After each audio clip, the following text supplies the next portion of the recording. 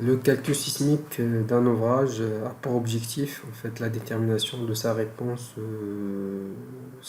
suite à un mouvement qui sollicite ses fondations. Lorsqu'il y a en fait un tremblement de terre, il y a un déplacement de la fondation du pont et ce déplacement il va induire en fait des efforts, des déplacements du pont. Donc l'objectif du calcul sismique c'est de déterminer ces sollicitations, ces déplacements et de dimensionner en fait les différents éléments en conséquence. Le calcul sismique d'un pont il est généralement mené en utilisant la méthode modale spectrale. Donc en fait cette méthode de calcul comporte deux étapes fondamentales. Il s'agit de l'analyse modale et ensuite de l'analyse spectrale.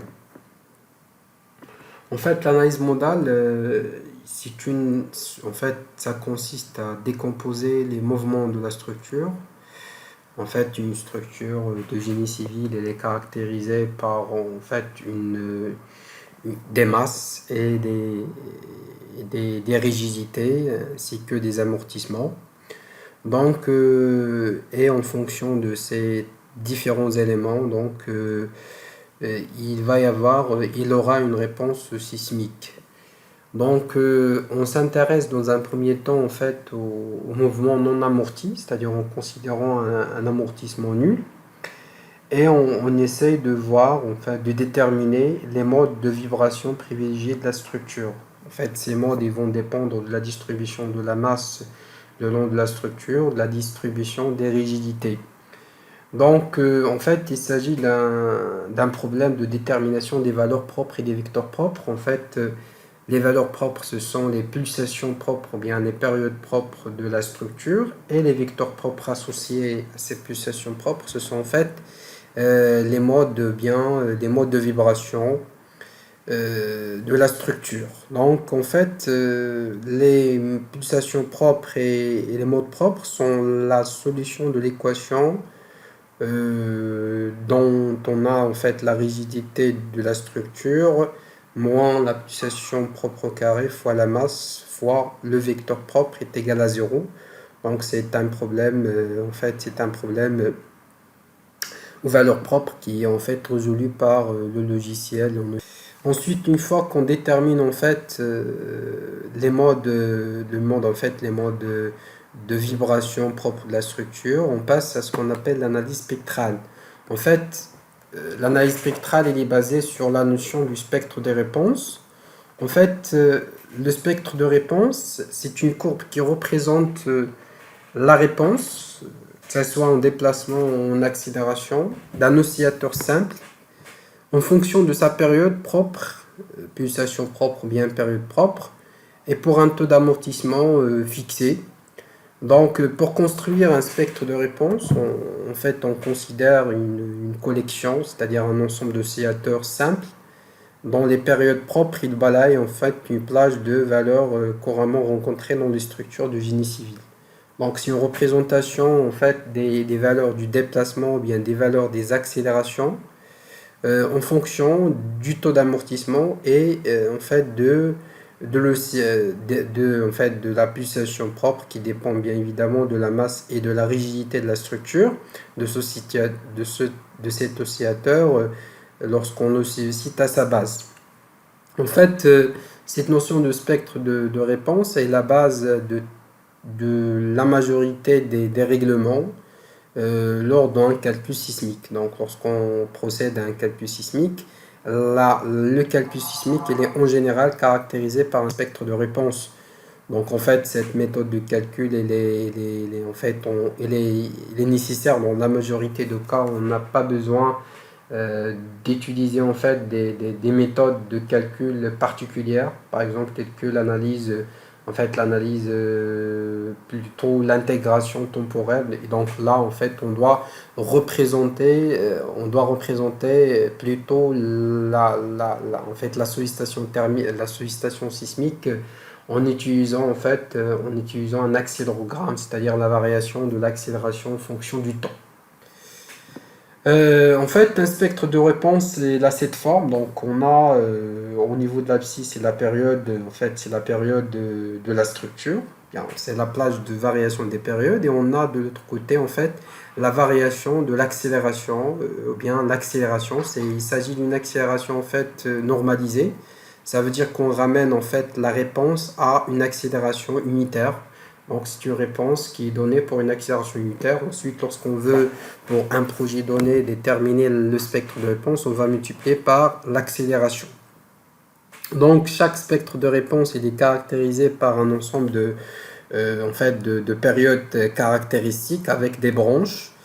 Il est construit, en fait, il est construit en se basant sur le zona sismique. En fait, chaque pays a un zona sismique. Donc, en se basant sur des méthodes statistiques sur des séismes passés, on établit une carte de zona sismique.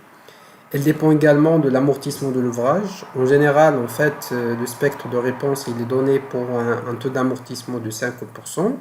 Elle dépend du type de sol, puisqu'en fait, lorsqu'il y a un séisme, il y a en fait le foyer est généralement situé au niveau du rocher, et en fait, c'est là où ils sont dégagées les ondes sismiques. Donc, ces ondes sismiques ils vont se propager pour arriver aux fondations de l'ouvrage et ils vont en fait traverser des sols et en fonction des caractéristiques mécaniques du sol, il peut y avoir des amplifications de ces ondes mécaniques, de ces ondes sismiques. Elle dépend également de l'importance de l'ouvrage. En fait, l'importance de l'ouvrage, il est traduit en général par un coefficient d'importance. Mais derrière, en fait, il y a la notion de la période de retour pour en fait la période de retour assignée en fait au séisme, puisque le séisme, il s'agit d'une action aléatoire et par conséquent on lui donne en fait une période de retour et en fonction de l'importance de l'ouvrage on choisit une telle ou telle en fait période de retour. En général c'est 475 ans qui est en général adopté et lorsque en fait l'importance de l'ouvrage exige de retenir en fait une période de retour plus importante. Dans ce cas, on multiplie par un coefficient d'importance en fait les spectres de réponse réglementaires. En fait, les étapes de calcul sismique peuvent être en fait résumées comme suit. Donc, on commence par modéliser la structure. Lorsqu'on parle de la modélisation de la structure, il s'agit en fait de modéliser sa géométrie. Modéliser ses masses, c'est-à-dire les différentes parties de la structure qui vont participer dans la matrice masse. On va également modéliser sa raideur ou bien sa rigidité, c'est-à-dire là on a en fait les caractéristiques mécaniques de la structure avec les caractéristiques géométriques qui permettent, les caractéristiques géométriques de la structure avec les matériaux qui permettent de construire la matrice de rigidité. Également modéliser son amortissement en fonction des éléments qui constituent en fait l'ouvrage. En général, le taux d'amortissement de la structure il est en général de 5%, sauf si lorsqu'on a en fait des amortisseurs et là il faut procéder en fait à un calcul d'amortissement en se basant sur en fait des amortissements équivalents en fonction de l'énergie emmagasinée dans chaque élément. En fait, une fois qu'on modélise la structure, on commence par procéder à un calcul modal de la structure, c'est-à-dire déterminer ses périodes propres en fonction bien évidemment de sa géométrie, de la distribution de la masse et de la distribution de la géométrie. On va déterminer en fait les périodes propres, les modes de vibration non amortis. Ensuite, on définit, on construit le spectre de réponse en fonction des contraintes du projet, en fonction des données du projet, de la zone sismique, de la catégorie du sol, de la catégorie d'importance de l'ouvrage.